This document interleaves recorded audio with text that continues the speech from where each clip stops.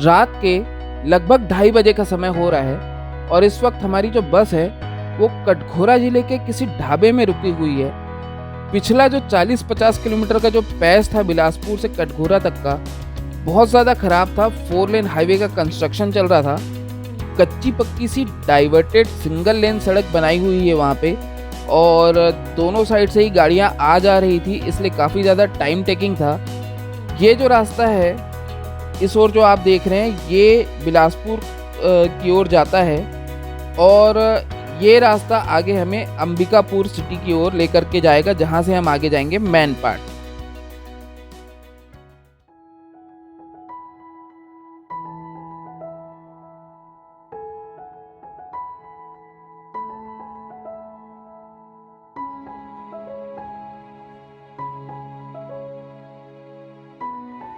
सुबह सुबह का लगभग 5 सवा 5 जैसा समय हो रहा है और समय अंधेरे से उजाले की ओर बिल्कुल उसी गति से बढ़ रहा है जिस गति से हम अपनी आज की पिकनिक डेस्टिनेशन अंबिकापुर मैनपाट की ओर आगे बढ़ रहे हैं। ये जो मेरे चारों ओर आप घने घने जंगल देख रहे हैं ये अंबिकापुर क्षेत्र के घने जंगल हैं और वैसे अंबिकापुर भी अपने आप में बहुत खूबसूरत जगह है और यहाँ घूमने के लिए बहुत से स्पॉट हैं।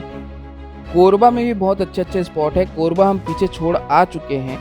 तो दोस्तों जो भी लोग कोरबा से, अंबिकापुर से, मैनपाट से इस वीडियो को देख रहे हैं, सबसे पहले तो इस वीडियो को लाइक कर दो और अगर चैनल को अभी तक सब्सक्राइब नहीं किया है तो चैनल को सब्सक्राइब कर दो, क्योंकि ये वीडियो बहुत इंटरेस्टिंग होने वाली है।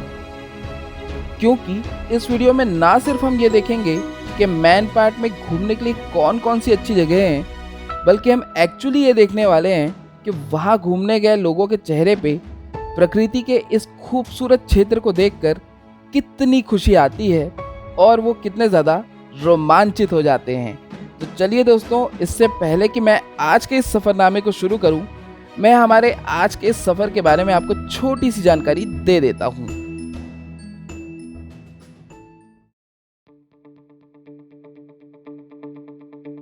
छत्तीसगढ़ का तिब्बत और शिमला कहा जाने वाला मैनपाट सरगुजा जिले के अंतर्गत आता है।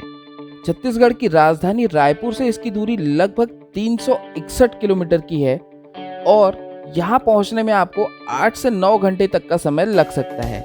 यहाँ पहुँचने के लिए आपको डायरेक्ट ट्रेन नहीं मिलेगी, आपको सड़क मार्ग से ही आना होगा। ट्रेन मार्ग के लिए आप अंबिकापुर शहर तक आप ट्रेन से आ सकते हैं और वहाँ से फिर आप प्राइवेट व्हीकल या टैक्सी करके आप मैनपाट तक जा सकते हैं। अंबिकापुर शहर से मैनपाट की दूरी लगभग 75 किलोमीटर की है और अंबिकापुर से यहाँ तक पहुँचने के लिए 2 मार्ग हैं। रायपुर से आप रायपुर, बिलासपुर, कटघोरा, कोरबा, अंबिकापुर होते हुए मैनपाट तक आ सकते हैं। इस वीडियो में हम मैनपाट के मेहता पॉइंट, टाइगर पॉइंट, उल्टा पानी, जलजला और शिमला पॉइंट के दर्शन करने वाले हैं। तो दोस्तों अगर ये वीडियो आपको पसंद आए तो प्लीज़ इस वीडियो को लाइक कर दीजिएगा, नहीं पसंद आए डिसलाइक कर दीजिएगा। कोई बात अच्छी लगी हो या आपकी कोई सजेशन हो तो प्लीज़ कमेंट करके ज़रूर बताइएगा। और अगर इस वीडियो के ज़रिए पहली बार हमारे चैनल CG04 बसफीड के साथ जुड़ रहे हैं तो इस चैनल को सब्सक्राइब कर लीजिएगा। ये वो हॉस्टल कैंपस है जहाँ पे हमारी पिकनिक की टीम रुकी हुई है। कल रात को 9 बजे हम रायपुर से चले थे। आज सुबह लगभग 9:30 बजे हम मैनपाट पहुँचे हैं। अंबिकापुर से भी ये काफ़ी नज़दीक है और अंबिकापुर में बहुत सी ऐसी जगह है जो देखने लायक है। फ़िलहाल इस बार हमारा ट्रिप मैनपाट का है और आइए अब आपको अंदर से वो कैंपस दिखाता हूँ कि कैसा है और क्या व्यवस्थाएं हैं यहाँ पे और कितना हम लोग एंजॉय कर रहे हैं यहाँ पे। और वो हमारी बस है जिस बस में हम आए हैं। काफ़ी रोमांचक सफ़र रहा है। टाइम थोड़ा सा ज़्यादा इसलिए लगा क्योंकि बिलासपुर से लेके कटघोरा तक की जो रोड है वहाँ पे कंस्ट्रक्शन का काम चल रहा है, 4 लेन हाईवे बन रहा है, तो बहुत वो रास्ता ख़राब है। इसलिए वो 40-50 किलोमीटर का जो पैच है वो काफ़ी ख़राब है। और ये वो छात्रावास है, कैंपस है जहाँ पे हमारे बेड्स हैं जहाँ पे हम रुके हुए हैं। यहाँ पे अंदर बिस्तर लगे हुए हैं, बहुत सारा बेडिंग सिस्टम है यहाँ पे। अभी बाहर से मैं आपको दिखाता हूँ कि रात भर ट्रैवल करने के बाद यहाँ पे मैं आज नहाया हूँ,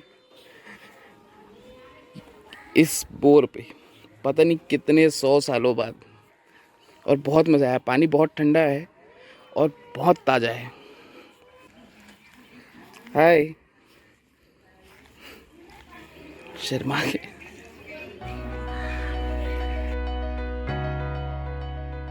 यहाँ हमारी बस फंस गई है। ये रास्ता बहुत सक रहा था तो गाड़ियाँ आने जाने में तकलीफ़ हो रही थी। वो मेन गेट है हॉस्टल का, तो बस को इधर अंदर डाल के रखने की कोशिश की गई। अंदर तो चली गई, अब बाहर नहीं निकल रही है। ट्रैक्टर से खींच रहे हैं इसको।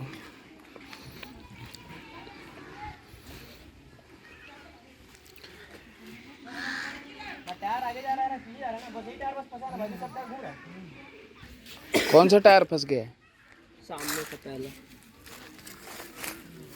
मैं इसी चीज़ ना अंदर नहीं डाला मालूम ना, क्या बताऊँ। मैं जान रहा था पार्किंग के लिए जगह नहीं है। बड़ा गड्ढा है। ये वाला टायर फंस गया है इसका। रस्सी लेके आए, रस्सी खरीद के लाऊं, रस्सी में बनेगा जोर, हो सकता है रस्सी वाला जोर बनेगा।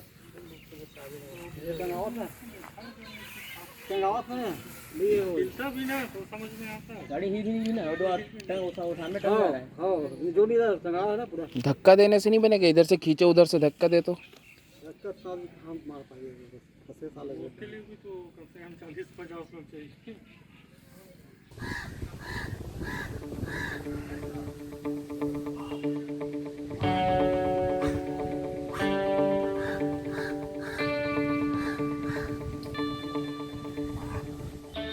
ये कटहल का पेड़ है, ऊपर देखिए ये कटहल फला हुआ है। इस पे बहुत सारे कटहल फले हुए हैं। देखो यहाँ पे थोड़ा जूम करके दिखाता हूँ।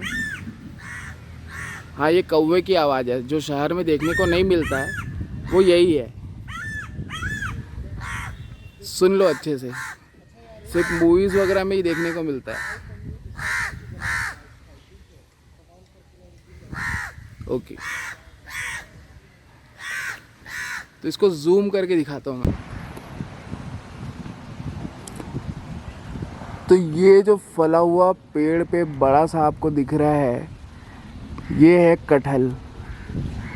हमारे छत्तीसगढ़ में तो इसको कटहल बोलते हैं, और भी बहुत सारे स्टेट में इसको कटहल बोलते हैं। आपके स्टेट में क्या बोलते हैं ये कमेंट करके ज़रूर बताइएगा। और यहाँ बहुत सारे खूबसूरत पेड़ हैं, और उन पेड़ों पे बहुत सारे खूबसूरत ऐसे पक्षी हैं जिनको देखना तो दूर, जिनकी आवाज़ भी शायद पहली बार सुन रहे हैं, या जिनको देखे सुने बहुत अरसा बीत चुका है। जंगली बतख, कौवे और इस प्रकार के बहुत से ऐसे पक्षी यहाँ पे आने के बाद से मुझे दिख चुके हैं। जब कैमरा हाथ में हो तब अगर कोई दिखेगा तो मैं आपको ज़रूर दिखाऊंगा। ये जो रेड कलर की बिल्डिंग दिख रही है, ये एक तिबेटियन मोनेस्ट्री है। उसके चारों ओर खूबसूरत हरे भरे खेत हैं, खेतों में पानी भरा हुआ है, खेतों के पीछे पेड़ों के झुरमुट हैं, और ये पूरा जो इलाका है बहुत ही ज़्यादा खूबसूरत नज़र आ रहा है। मैन पार्ट में इस तरह की बहुत सी मोनेस्ट्रीज़ हैं, और इसीलिए इसे छत्तीसगढ़ का तिब्बत कहा जाता है, क्योंकि यहाँ पे तिब्बत से आने वाले शरणार्थियों को लगभग 3000 वर्ष पूर्व बसाया गया था। अभी हम जिस गांव में हैं उस गांव में ऐसे 7 कैंप हैं जहां पे तिब्बत से आने वाले शरणार्थियों को बसाया गया था।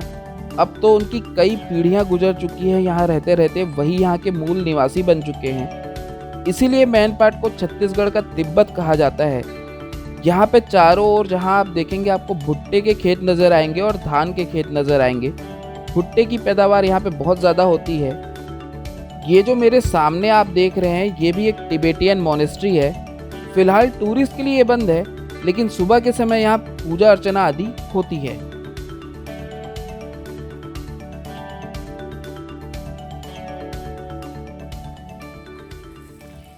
ये बता रहे अभी यहाँ पे पिछले 10-11 दिन तक कंटिन्यू बारिश हुई है, कल ही छोड़ा है पानी करके। हो दोस्तों, अगर आप यहाँ सामान्य समय अर्थात नॉन कोविड टाइम्स में आते हैं तो आपको न सिर्फ प्रकृति के खूबसूरत नज़ारों को देखने का अनुभव प्राप्त होगा, बल्कि बौद्ध धर्म और तिबेटियन कल्चर को भी बहुत ही अच्छे से जानने और समझने का मौका भी मिलेगा। वैसे तो यह मुख्यतः एक पर्यटन क्षेत्र है, लेकिन अगर बात करें यहाँ रहने वाले लोगों के जीवन यापन की, तो व्यवसाय के रूप में पोमेलियन डॉग्स और यहाँ का कालीन बहुत प्रसिद्ध है।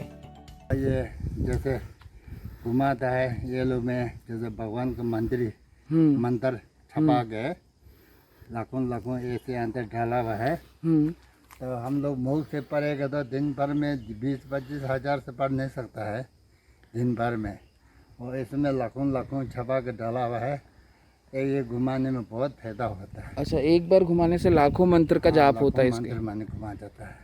और यहाँ पे कितने साल से तिब्बतियंस जो हैं वो रह रहे हैं? यहाँ में तिब्बतन करीब 3000 आसपास होगा। 3000 सालों से रह रहे हैं। हाँ जी। ओके। और ये 5-6 पेम है। ये तो यहाँ कुनिया में है। ओके। और यहाँ में 2 नंबर है, 1 नंबर वहाँ है, 4 नंबर उधर है, 5 नंबर उधर है, 6 नंबर उधर है। अच्छा, ऐसे ऐसे कैंप 6-7 है। कैंप बोलते हैं ना इसको। ये बहुत ही खूबसूरत सी डिस्ट्रिक्ट मोनेस्ट्री है, और अभी हमें इसके बारे में थोड़ी सी जानकारी मिली। वो यहाँ के कैंप के एक लोकलाइट थे, तिब्बतियन थे, और उन्होंने थोड़ी सी जानकारी दी है, और उन्होंने बताया कि अभी पोस्ट कोविड टाइम पे ये वैसे जो टूरिस्ट है उनके लिए बंद रहता है। ऐसे ये सुबह खुलता है, सुबह यहाँ पे जो भी पूजा अर्चना और जो भी यहाँ का रूटीन वर्क है वो होता है। पर आप बहुत ध्यान से देखिएगा, मैं आपको दिखा रहा हूँ। तो देखिए, हर जगह पे भगवान की बहुत खूबसूरत प्रतिमाएं हैं। ये तो मुझे भगवान शंकर जैसे दिख रहे हैं। ठीक है, ये जो है ना, इनके अंदर लाखों की संख्या में मंत्र होते हैं। अगर हम अपने मुंह से मंत्रों का जाप करने जाएं तो एक दिन में हम ज़्यादा से ज़्यादा 20,000, 25,000, 30,000 मंत्रों का जाप कर पाएंगे। लेकिन इनके अंदर एक एक जो ये है, इसके अंदर लाखों की संख्या में मंत्रों को जाप करके सिद्ध किया जाता है। और जब आप एक बार इन्हें मूव करते हैं तो एक एक बार में एक एक मतलब लाखों की संख्या में मंत्रों का जाप होता है। तो आप सोचिए कि अगर आपने इनको एक साथ इस तरीके से इनको मूव किया, बट आपके द्वारा कितने सारे मंत्रों का जाप हुआ। दूर से देखने से ऐसा लगता है कि दीवार पे मतलब एक तरीके का मूर्तियाँ बनाई गई हैं, गोल्डन कलर का पेंट हुआ है या जो भी। लेकिन जब आप पास आते हैं तो देखिए कितनी खूबसूरत यहाँ पे देवी देवताओं की जो प्रतिमाएं हैं और भगवान बुद्ध की प्रतिमाएं हैं, उनसे पूरी मतलब जो मॉनेस्ट्री है उसकी दीवार भी आप देख सकते हैं। देखिए इधर भी है।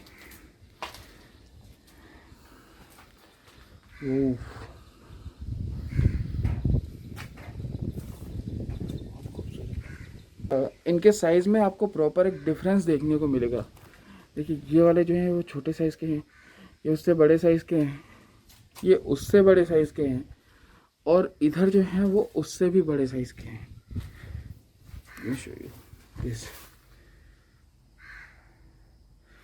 तो साइज़ भी अलग है। इन पे जो प्रतिमाएं बनी हुई, देखिए ये भी अलग है। देखिए ये प्रतिमा अलग है, ये प्रतिमा मतलब ये सारी प्रतिमाएं एक जैसी हैं, लेकिन ये वाली प्रतिमाओं को आप देखेंगे तो ये अलग मुद्रा पे है, ये प्रतिमाएं अलग मुद्रा पे हैं, ये प्रतिमा अलग मुद्रा पे है। तो ऐसे अलग अलग मुद्राओं पे ये प्रतिमाएं बनी हुई हैं और चारों ओर बनी हुई। देखिए जहाँ जहाँ आप देखेंगे बहुत, देखिए यहाँ भी बनी हुई है, यहाँ भी बनी हुई है, यहाँ भी बनी हुई है, यहाँ भी बनी हुई है। तो चारों ओर जहाँ जहाँ आप देखेंगे ये प्रतिमाएं बनी हुई हैं। और बहुत खूबसूरत, मतलब कितनी मेहनत लगी हुई है इसके लिए, मैं ये सोचता हूँ।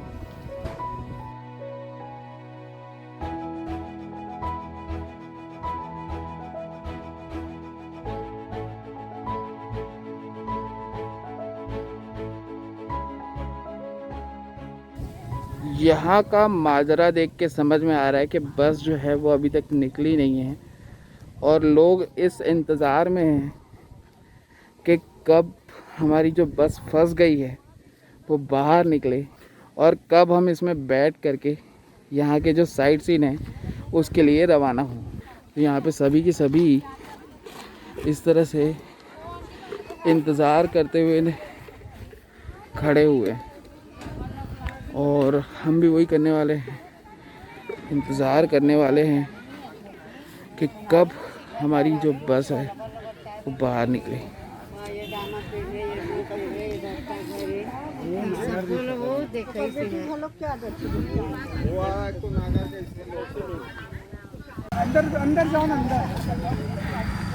अभी अभी सबकी मेहनत से बस जो है वो बाहर निकल चुकी है। सबने मिल कर के जोरदार धक्का लगाया है, तो जो हमारी बस फंसी हुई थी वो बाहर निकल चुकी है और मेहनत रंग ले आई है। अब इसको रिवर्स में बाहर निकालना भी एक टास्क रहेगा।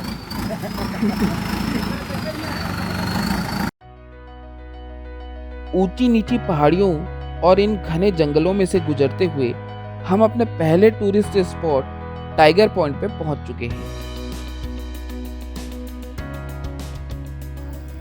मैन पार्ट से कुछ 7 किलोमीटर की दूरी पर स्थित है टाइगर पॉइंट, जहां हम अभी आए हुए हैं। मेन गेट के पास में जो मेन एंट्रेंस है वहाँ पे एक बैरियर लगा हुआ है। अगर आप व्हीकल लेके अंदर आना चाहते हैं तो आपको पर्ची कटा करके अंदर आना होगा, अदरवाइज़ आप अपना व्हीकल वहाँ पे ड्रॉप करके, थोड़ा सा ही वॉकिंग डिस्टेंस है, मुश्किल से 200-300 मीटर का वॉकिंग डिस्टेंस है। सामने मुझे प्रीमाइसेस दिख रहा है, तो आई गेस वही टाइगर पॉइंट है। तो आप पैदल पैदल भी आ सकते हैं जैसे हम सब लोग जा रहे हैं, और कुछ भी ऐसा डिफ़िकल्ट नहीं है कि बुज़ुर्गों को कोई प्रॉब्लम हो सकती है, बच्चों को प्रॉब्लम हो सकती है, महिलाओं को प्रॉब्लम हो सकती है, ऐसा नहीं है। कोई चढ़ाई नहीं है, कोई पथरीला या कच्चा रास्ता नहीं है, बहुत अच्छा रास्ता है, पैदल पैदल आ सकते हैं। चारों ओर घने जंगल हैं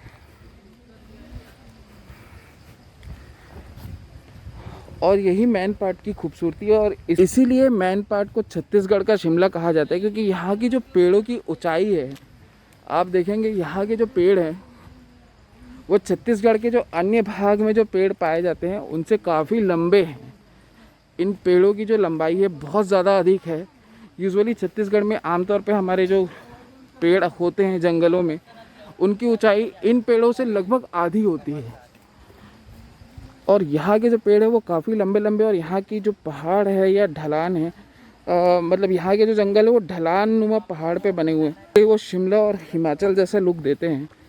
इसीलिए मैन पार्ट को छत्तीसगढ़ का शिमला कहा जाता है। मुझे ऐसा लग रहा है कि ये एक वाटरफॉल है, क्योंकि पानी की अच्छी खासी आवाज़ आ रही है। चलिए चल के देखते हैं क्या है अंदर।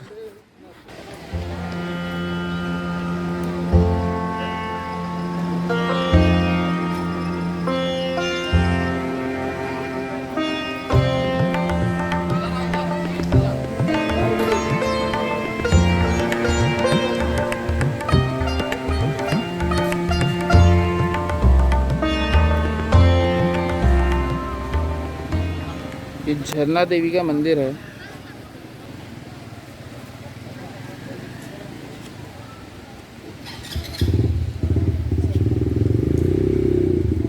चाय नाश्ते स्वीट कॉर्न आदि की दुकानें हैं, और ये बच्चों के लिए इस तरीके की राइड भी अवेलेबल है।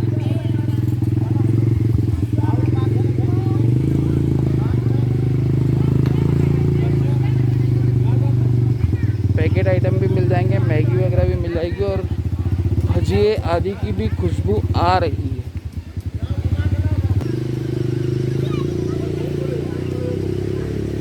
और इधर है हमारा tiger point.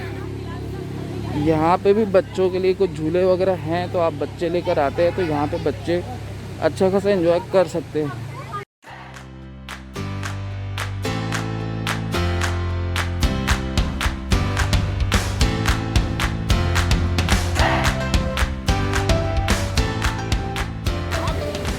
As usual Chhattisgarh के बाकी दार्शनिक स्थलों और वाटरफॉल्स के जैसे ही यहाँ पे भी बहुत बंदर दिख रहे हैं, तो थोड़ा सा केयरफुल अपने सामान के प्रति रहिएगा। और सामने वाटरफॉल बहुत खूबसूरत नज़र आ रहा है।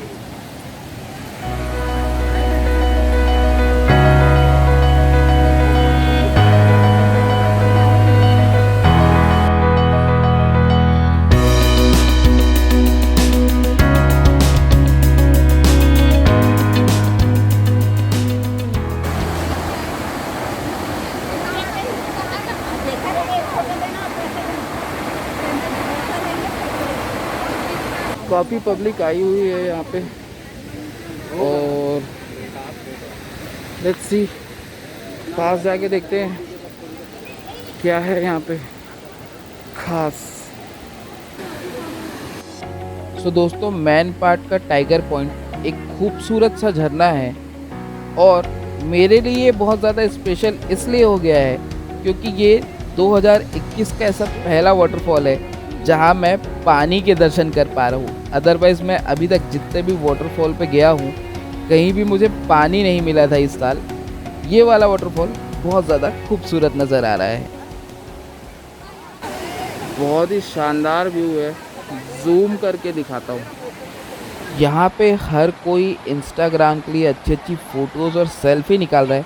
वैसे इंस्टाग्राम से याद आया कि अगर आपने अभी तक मुझे इंस्टाग्राम पे फॉलो नहीं किया है तो यहाँ पे नीचे आपको आईडी शो रही होगी, जल्दी से फॉलो कर लीजिए, क्योंकि मैं कहीं भी घूमने जाता हूँ तो वहाँ के सबसे पहले अपडेट्स और ढेर सारी अच्छी अच्छी फ़ोटोज़ मैं इंस्टाग्राम पे ही डालता हूँ। 2 पहाड़ों की श्रृंखला है और उसके बीच में एक तीसरी पहाड़ की श्रृंखला है जो उससे काफ़ी दूर पीछे है, लेकिन देखने से तीनों एक साथ नज़र आ रहे हैं। और यहाँ पे प्रकृति के इन खूबसूरत नज़ारों का लोग भरपूर मात्रा पे आनंद लेते हुए नज़र आ रहे हैं। वैसे ग्रुप में पिकनिक जाने का या घूमने जाने का यही सबसे बड़ा फ़ायदा होता है, आपको हर तरह के मुस्कुराते खिले खिले से चेहरे नज़र आ जाते हैं, बच्चों के, यंगस्टर्स के, ओल्ड एज पीपल के, मैरिड कपल के और ग्रुप्स के भी। तो अगर अभी तक आप अपने फैमिली और फ्रेंड्स के साथ घूमने जाने की सिर्फ प्लानिंग कर रहे हैं तो जल्दी से उस प्लानिंग को एग्जीक्यूट करिए और हो आइए हमारे भारत के या छत्तीसगढ़ के इन खूबसूरत प्राचीन स्थलों और प्राकृतिक स्थलों में से किसी भी एक जगह पे। यकीन मानिए, अपने परिवार के साथ, दोस्तों के साथ 1-2 दिन का छोटा सा ट्रिप भी आपको बहुत ज़्यादा मानसिक रूप से शांति प्रदान करेगा। खासकर इस पोस्ट कोविड टाइम में बहुत से लोग बहुत ज़्यादा फ्रस्ट्रेटेड फील कर रहे हैं। ऐसे में ये 1-2 दिन के छोटे से ट्रिप फैमिली के साथ बिताए हुए ये खुशियों के पल आपको मानसिक रूप से शांति तो प्रदान करते ही हैं, साथ में आपको बहुत अच्छा रिलैक्सेशन भी देते हैं उस फ्रस्ट्रेशन से जिससे आज हम सब कहीं ना कहीं गुजर रहे हैं। वैसे मैन पार्ट में इन खूबसूरत झरनों के अलावा जगह जगह पानी के ऐसे बहते हुए स्रोत भी हैं जिन्हें लोकल लैंग्वेज में नाला कहा जाता है। इनका पानी भी बहुत साफ़ होता है। हालांकि बारिश की वजह से साथ में मिट्टी बह के आ रही है तो आपको इसका रंग जरूर मटमैला लग सकता है, लेकिन ये पानी बहुत ही साफ़ है। और हाँ, आपको एक पर्सनल एडवाइस भी दे दूँ कि ये बहते हुए पानी के स्रोत, ये जंगल, ये खूबसूरत वादियाँ आपको हर जगह पे अपनी ओर आकर्षित करेंगी, लेकिन मैन पार्ट पे बहुत ही ज़्यादा मात्रा पे मधुमक्खियाँ हैं, तो इन जगहों पे जाते समय इस बात का खास ख्याल रखें कि आप मधुमक्खियों को ना छेड़ें, क्योंकि अगर छेड़ा तो वो नहीं छोड़ने वाली हैं। आइए आपको हमारे बस के बाकी यात्रियों से मिलवाते हैं। फ़िलहाल हम टाइगर पॉइंट से मेहता पॉइंट की ओर जा रहे हैं। मेहता पॉइंट को यहाँ का सनराइज़ पॉइंट भी कहा जाता है। हालांकि अभी बारिश का सीज़न है और बारिश की वजह से पहाड़ियों के ऊपरी हिस्से पे धुंध जम जाती है, जिसकी वजह से ऐसे सनराइज़ और सनसेट वाले जो पॉइंट होते हैं वहाँ पे विजिबिलिटी बहुत कम हो जाती है। पर मैन पार्ट अपने आप में एक ऐसी जगह है जहाँ रास्ते में हर जगह आपको नज़ारे ही नज़ारे देखने को मिलेंगे। जैसे ये देखिए, बादलों से ढके हुए ये पहाड़ कितने ज़्यादा मनमोहक नज़र आ रहे हैं।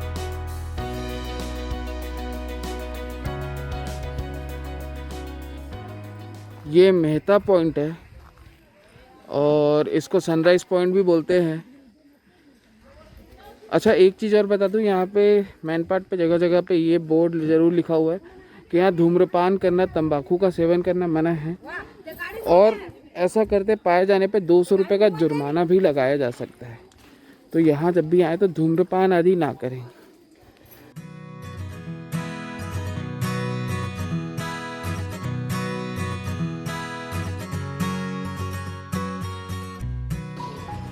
ये मैन पार्ट का मेहता पॉइंट है और इसी को सनराइज़ पॉइंट भी बोलते हैं। फ़िलहाल यहाँ पे काफ़ी ज़्यादा धुंध है और धुंध की वजह से पीछे की जो पहाड़ियाँ हैं और ये सारी चीज़ें नहीं दिखाई दे रही हैं।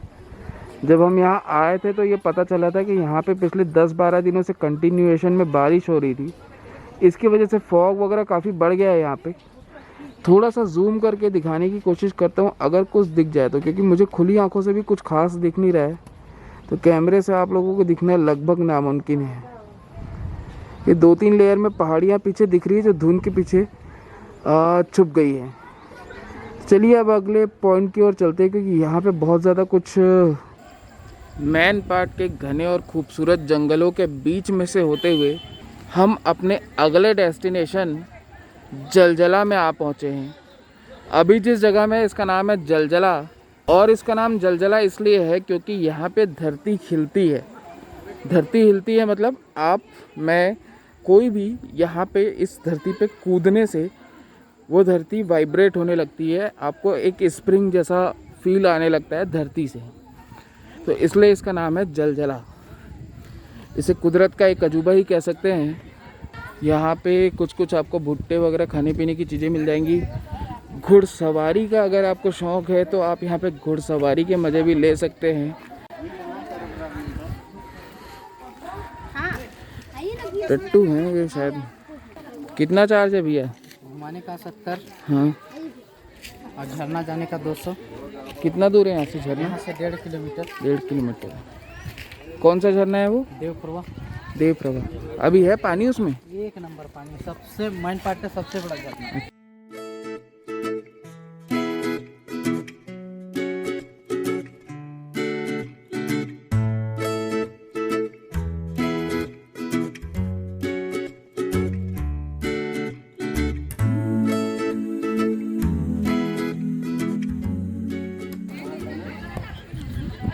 तो अगर आप सिर्फ घुड़सवारी के मज़े लेना चाहते हैं तो आप 70 रुपये दे करके घुड़सवारी के मज़े ले सकते हैं। एक छोटा सा सैर घुड़सवारी का कर सकते हैं। और अगर आप यहाँ से लगभग 1.5 किलोमीटर की दूरी पर स्थित देवधारा जलप्रपात जाना चाहते हैं तो उसके लिए 200 रुपये का चार्ज भी कर रहे हैं। और मुझे लगता है कि थोड़ी बहुत बार्गेनिंग करने से कम भी कर देते होंगे। और ये है सामने जलजला, दलदली, जलजला, जलजली, जो आप कहना चाहे कह सकते हैं। और लोग यहाँ पे कूदते फांदते हुए नज़र आ रहे हैं और मज़े ले रहे हैं।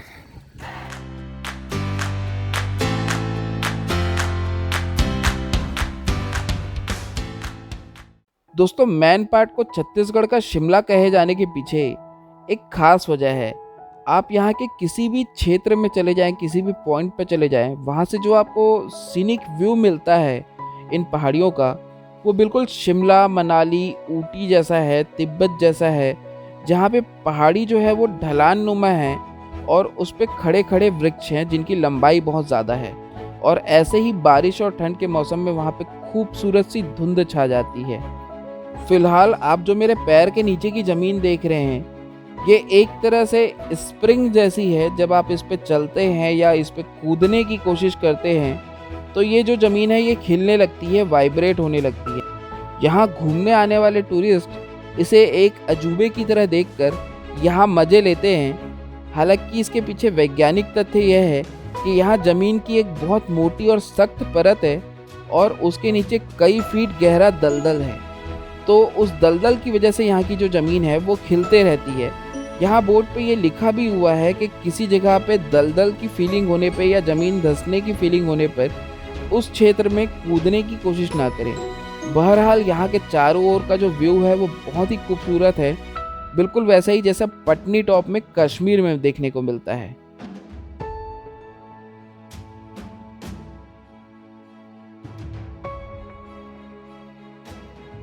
धरती को हिला के रख दूंगा। धरती माता के पाप रहो भाई सब खैर भगवान बोले।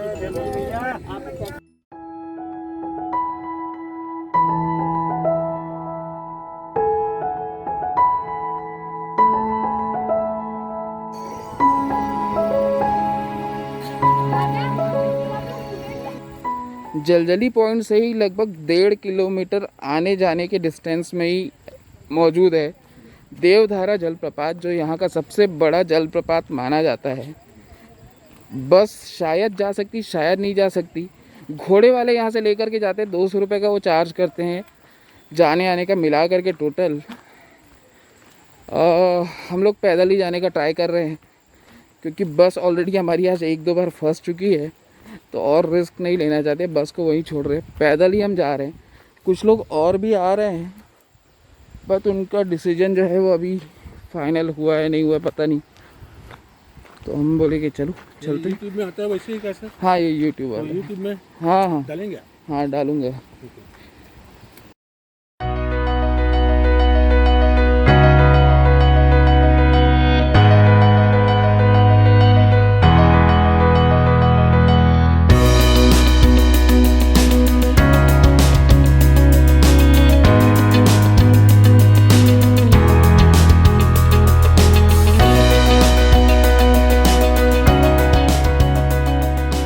तो आप कहाँ से भैया? मैं भाटा पार्क पास गाँव हूँ। भाटा पर। हाँ, इनके साथ जब भी है ना मेरे को फ़ोन कर देते हैं हाँ और मैं तैयार हो जाता हूँ। अच्छा, तो अभी तक आप इनके साथ में कितनी जगह जा चुके हैं? ये कलकत्ता, गंगा सागर, रामेश्वरम, जो प्रेम से व्यवहार से बात कर दिया। हाँ हाँ बच्चे हैं तो कुछ खिला दो, या वो लोग भी है दे दो कुछ। अच्छा। घर से रोटी बनवा के लाता हूँ, एक साथ मिलके खाते हैं। और यहाँ पे दिक्कत क्या, मेन पार्ट में ना मधुमक्खी भी बहुत है। हाँ तो पानी वानी के आसपास में ना अक्सर थोड़ा भी जंगल पानी रहता है, तो फिर वो बहुत परेशान करते हैं। यहाँ पे थोड़ी सी प्रॉब्लम दिख रही है, पानी चूँकि अभी 10-12 दिन पहले कंटिन्यू बारिश हुई है, तो जगह जगह पे रास्ता जो है काफ़ी स्लिपरी हो चुका है, चिक्खल वाला हो चुका है। और जो ये छोटे छोटे ऐसे स्रोत दिखते हैं, जल स्रोत, वो भी थोड़े चौड़े हो गए और गहरे हो गए। दूसरा, यहाँ मधुमक्खियों का भी काफ़ी डर होता है। हर जगह मेन पार्ट में मधुमक्खियाँ काफ़ी है, और ख़ासकर जलप्रपात और थोड़े से भी घने जंगलों के बीच में आप जाएंगे तो वहाँ पे आपको मधुमक्खियाँ ज़रूर मिल जाएगी। और अगर गलती से आपने उन्हें छेड़ दिया तो वो आपके लिए बहुत भारी पड़ सकता है। ऐसे बहुत सारे इंसिडेंट्स हो चुके हैं।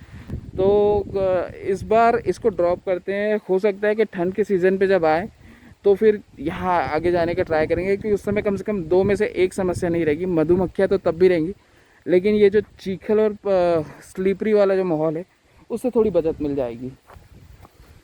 तो अभी यहाँ पे मस्त गरम गरम भुट्टा सिकवा के खाया जा रहा है, क्योंकि लंच का टाइम तो बहुत पहले ही निकल चुका है। और जैसे कि आप सब जानते हैं कि हमारी बस फंस गई थी, इस वजह से हम लोग लेट निकले थे इस साइट सीन के लिए।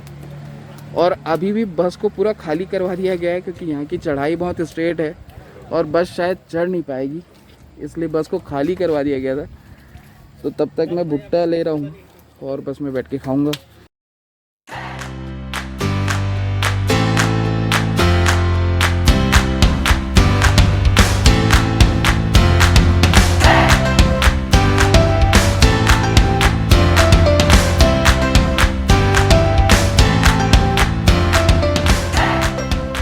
तो हम आ चुके हैं अपने अगले स्पॉट पे, जो है उल्टा पानी।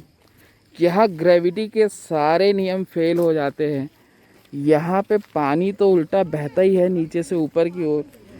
गाड़ियाँ भी गुरुत्वाकर्षण के नियम को फेल करते हुए नीचे से ऊपर की डायरेक्शन की ओर, यानी कि चढ़ाई की ओर, बिना किसी सपोर्ट के, बिना किसी इंजन के पावर के ऊपर चलने लगती हैं।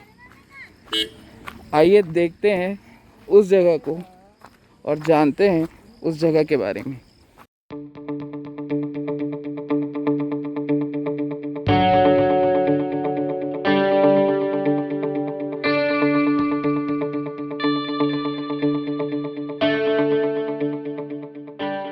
तो ये देखिए यहाँ पे ये नीचे से ऐसे ऊपर चढ़ाव है, वो काफ़ी हाइट पे है वो जगह, और ये पानी नीचे से फ्लो, इसका जो फ्लो है वो ऊपर की ओर है, उस डायरेक्शन में है। थोड़ा क्लोजअप में दिखा देता हूँ, ये देखो।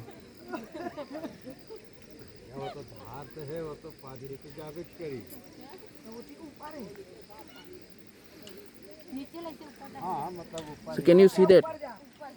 इस ओर ढलान है, मेरे सामने आप देख सकते हैं लोग जो जा रहे हैं वो नीचे ढलान में जा रहे हैं, गहराई में जा रहे हैं।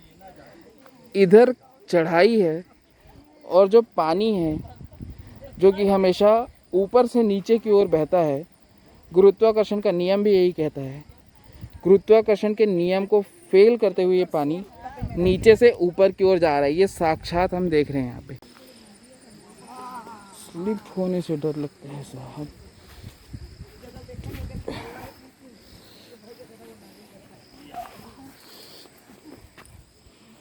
ना यहाँ पे कहीं कहीं पे आप देख सकते हैं, देखिए कितनी खड़ी चढ़ाई है, और पानी जो है बहुत तेज़ी से नीचे से ऊपर की ओर जा रहा है।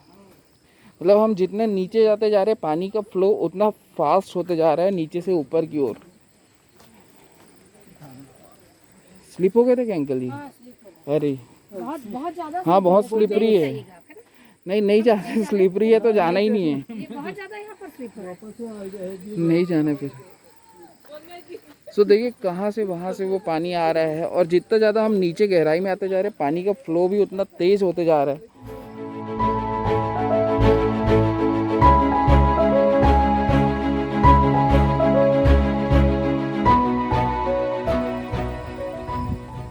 कहाँ से निकल रहा है पानी? धोड़ी एक ये टाइप का है, गड्ढा टाइप का। अच्छा, जैसे अपन लोग छत्तीसगढ़ में चितावर बोलते हैं। हाँ हाँ हाँ। वैसा है ना?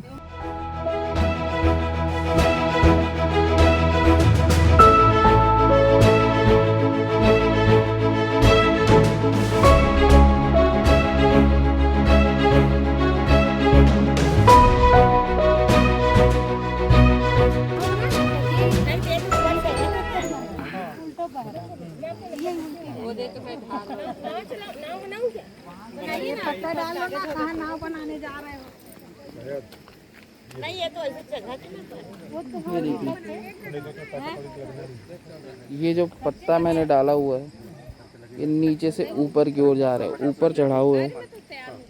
देखिए लोग ऊपर हाइट पे खड़े हुए हैं, मैं नीचे खड़ा हुआ हूँ, और ये जो पत्ता है ये बहते हुए नीचे से ऊपर की ओर जा रहा है।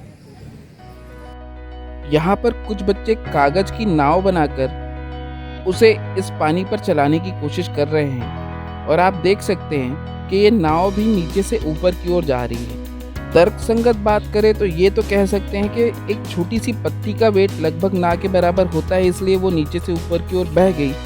लेकिन एक जो नाव है, कागज की नाव, उसका वेट अपने आप में बहुत ज़्यादा होता है, और उसे पानी पे चलने के लिए पानी का जो फोर्स है वही आगे ढकेलता है।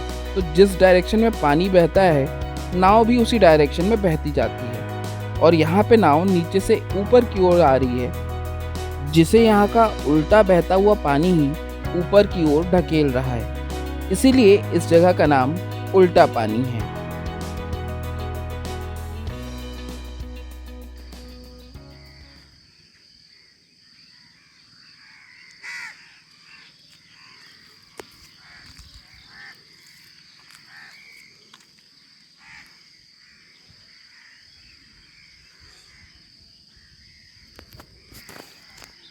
ये जो आप चारों ओर से पक्षियों की आवाज़ सुन रहे हैं, इसी खूबसूरत और मीठी आवाज़ के साथ आज के दिन की शुरुआत हो रही है। अभी बज रहे हैं सुबह के 6। कल रात को सारे स्पॉट कवर करके आते आते काफ़ी लेट हो चुका था, तो हम लोगों ने यही नाइट स्टे करने का फ़ैसला लिया था, और बहुत ज़्यादा मज़ा आया। मैं उस वक्त आप लोगों को दिखा तो नहीं पाया था, लेकिन हमने यहाँ इस ओपन गार्डन में बैठ कर के कल खाना खाया था। एक आपस में सब कोई एक दूसरे को जानने के लिए अच्छा एक टाइम स्पेंड कर रहे थे, खाना खा रहे थे, इसलिए मैंने वहाँ पे व्लॉग शूट नहीं किया, लेकिन मज़ा बहुत आया। और ठंड भी बहुत ज़्यादा बढ़ गई थी शाम होते ही, इधर देखिए कौवे उड़ रहे हैं और कौवों की आवाज़, पक्षियों की आवाज़ चारों ओर से आ रही है। ये जो सामने आप वो चबूतरा देख रहे हैं, वहाँ पे ही बैठ के हम लोगों ने खाना वाना खाया था दरी बिछा करके।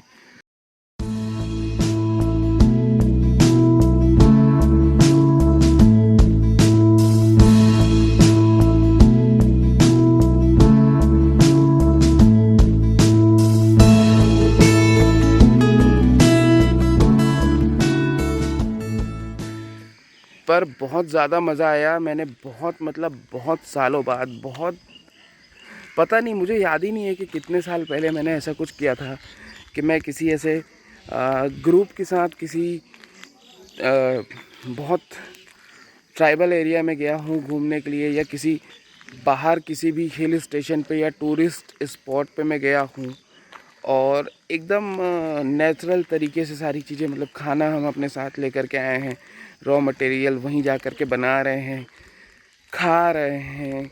सिंपल दाल चावल सब्जी, मतलब इतनी टेस्टी लगी वो दाल चावल सब्जी, इतनी सिंपल सी चीज़। दिन भर के घूमने के बाद इतना मतलब भूख भी लग रहा था, मौसम भी इतना अच्छा था और वो खाना बना भी बहुत अच्छा था। तो जितनी मेरी रोज़ की डाइट है उससे भी मैं थोड़ा ज़्यादा ही खा गया था। और रात को ऐसे सोना, कोई पंखा नहीं, कोई लाइट नहीं। आप सोच सकते हैं, मतलब शहर में अगर 5 मिनट के लिए लाइट चली जाती है हालत ख़राब हो जाती है। अगर रात को लाइट नहीं होती तो फिर तो नींद ही नहीं आती है। लेकिन यहाँ पर रात भर हम बिना लाइट के सोएं। ब्रश वगैरह तो मैंने कर लिया है, नहाना है। यहाँ पे सारी लेडीज़ ने कब्जा कर रखा है सभी जगह पे। ऑब्वियसली उनको ज़्यादा ज़रूरत पड़ती है, तो मैं वेट कर रहा हूँ। जैसे ही मेरे लिए स्पेस फ्री हो जाएगा तो मैं भी रेडी हो जाऊँगा। अदरवाइज़ मूड तो ये है कि यार इतना खूबसूरत नेचर है, देखो इतना खूबसूरत नेचर है, तो मूड तो ये है कि किसी रास्ते में या किसी झरने वरने पे नहाऊं। लेकिन देखते हैं क्या क्या सीन है, क्योंकि ऑलरेडी हम लोग अपने शेड्यूल से बहुत लेट चल रहे हैं। तो देखते हैं क्या डिसाइड होता है। यही नहा लूँगा, नहीं तो अंकल भी आ गए हैं। अंकल भी सुबह सुबह वॉक पे गए थे। कल आप लोगों की मुलाकात मैंने अंकल से करवाई थी। अंकल सुबह सुबह वॉक करके आ गए। कहाँ तक वॉक पे गए थे अंकल? 1 किलोमीटर तक वॉक करने चले गए थे। तो मूड तो मेरा भी हो रहा है, लेकिन इधर नहाना भी है। तो देखता हूँ क्या बन रहा है। अगर चाय बन गई होगी तो चाय पी के ना वॉक पे ही निकल जाऊँगा। रास्ते पे देखता हूँ, रास्ते पे ही कहीं पे झरने वरने पे नहा लेंगे, मज़ा आएगा। वादियाँ ही वादियाँ हैं, वादियाँ ही वादियाँ हैं, और इन्हीं वादियों पे चले जा रहे हैं अभी नहाने के लिए। भैया क्लाइमेट पे हैं मेरे साथ में, मैं हूँ और पीछे ये भैया हैं, फ्रेम पे आ रहे हैं। हाँ, तो हम लोग तीनों अभी जा रहे हैं पास में एक बहते हुए जल स्रोत में स्नान का आनंद लेने के लिए, साफ पानी में। और साबुन लगा करके उसको गंदा नहीं करने वाले, तो कोई कमेंट में ये मत बोलना कि बहते पानी को गंदा कर रहे हैं। ये भी बढ़ गए। उधर उस पेड़ के झुरमुट के पास में हमारा हॉस्टल है। ये भी मस्त आएगा, ये देसी मुर्गा है। नहीं, ये कॉकरेल है। और ये पानी बहता हुआ आ रहा है, और सामने का व्यू देखो भाई साहब, क्या खूबसूरत सा व्यू है। यहाँ पे ट्री हाउस वगैरह भी बनाया गया है, जिसका काम शायद अभी चल ही रहा है।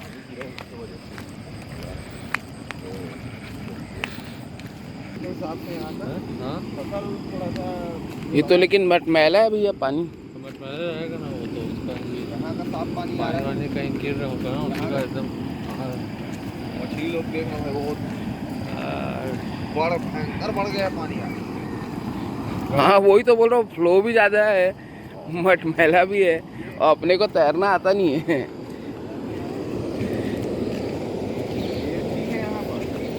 लेकिन गहरा कितना होगा ये?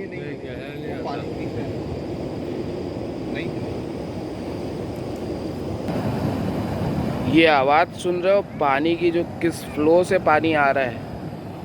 और इधर गहरा भी है, तो इधर तो नहीं नहाएंगे, इसी साइड नहाएंगे, इसी तरफ नहाएंगे। इधर पानी का फ्लो थोड़ा सा कम है और गहराई भी थोड़ी कम है। सेफ ये थोड़ा सा ज़्यादा है, और पानी मटमैला दिख ज़रूर रहा है, लेकिन बहता हुआ पानी है। बारिश का मौसम है तो मिट्टी वगैरह अपने साथ लेके आता है। बहुत साफ़ पानी है, चलो चलते हैं, नहा लेते हैं। सब नहा वहा के रेडी हो चुके हैं, सामान पैक हो चुका है और अब जा रहे हैं बस में। काफ़ी लोग बस में बैठ चुके हैं, बस हम जैसे कुछ लोग बचे हुए हैं जो थोड़ा सा लेट हो गए हैं।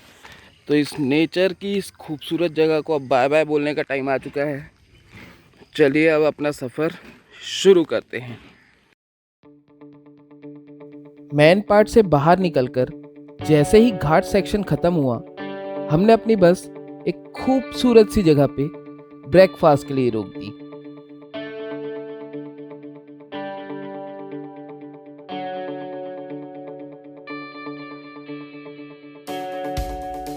पहाड़ों के ऊपर बादल तो आपने बहुत देखे होंगे, लेकिन यहाँ तो खेतों के ही ऊपर बादल नजर आ रहे हैं। और ऐसे खूबसूरत से माहौल के बीच गर्मा गर्म पोहे का अगर नाश्ता मिल जाए तो क्या कहना। अब इतने ज़्यादा खूबसूरत मौसम में इस गर्मा गर्म पोहे को देखकर मुंह और मन में लालच आना तो लाजमी है। वैसे थैंक्स और सैल्यूट है हमारे ग्रुप में गई उन महिलाओं की मेहनत को, जिन्होंने इतनी सुबह उठकर नाश्ता भी बना लिया और उसे इतनी सलीके से बस में पैक करके भी रख दिया कि हम इतनी खूबसूरत जगह आकर इस गर्मा गर्म पोहे का आनंद ले पा रहे हैं।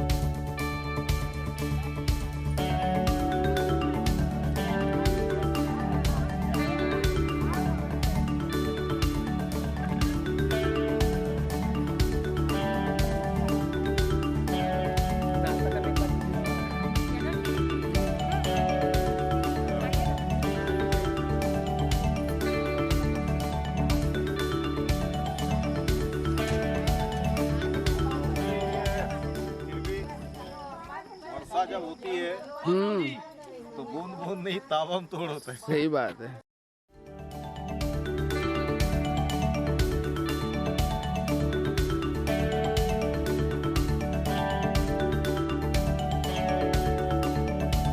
गर्मा गर्म पोहे के ब्रेकफास्ट करने के बाद अब इन घने जंगलों और खूबसूरत वादियों के दर्शन करते हुए हम जा रहे हैं अपने अगले पॉइंट शिमला पॉइंट पे।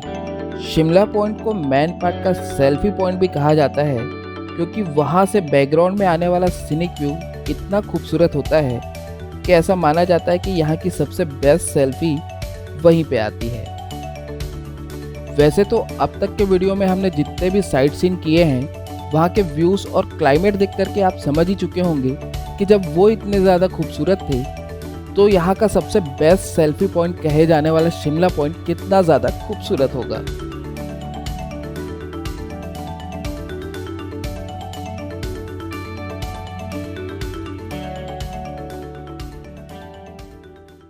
इसलिए कहा जाता है मैन पार्ट को छत्तीसगढ़ का शिमला।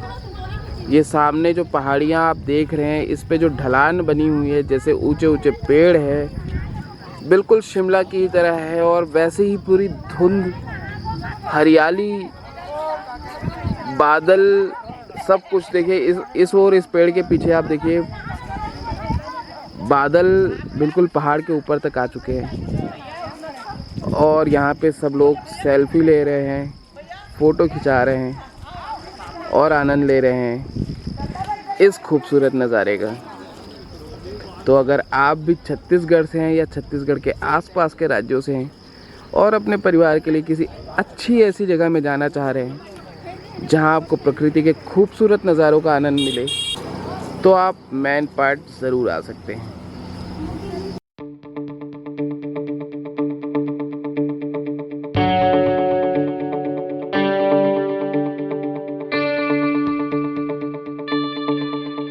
ये है मिनी शिमला, छत्तीसगढ़ का शिमला है।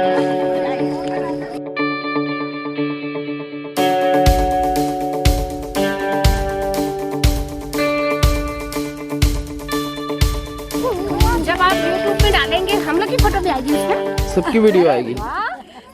मस्ती करते, गाते, गुनगुनाते, खाते पीते, सेल्फी लेते, इन खूबसूरत नज़ारों के मज़े लेते अब हम धीरे धीरे वापस बढ़ चले थे अपने घर की ओर, हमारे रायपुर शहर की ओर। हमारे भारत में बहुत अलग अलग प्रकार की परंपराएं हैं और उनमें से एक परंपरा ये है कि अगर आप ग्रुप के साथ किसी बस को हायर करके पिकनिक गए हैं तो बस ख़राब ना हो ये तो हो ही नहीं सकता।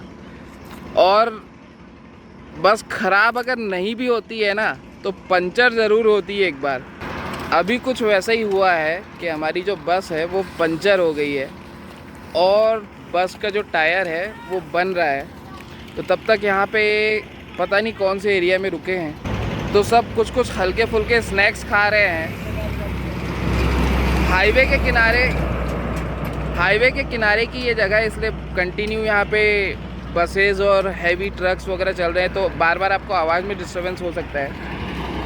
फ़िलहाल मैं ये बताना चाह रहा था कि यहाँ की जो स्पेशल एक आइटम मुझे मिला है, ये देखने से पूड़ी जैसी दिख रही है लेकिन है ये कचौड़ी और उसके साथ में आलू की सब्ज़ी। तो मैं खा रहा हूँ कचौड़ी सब्ज़ी।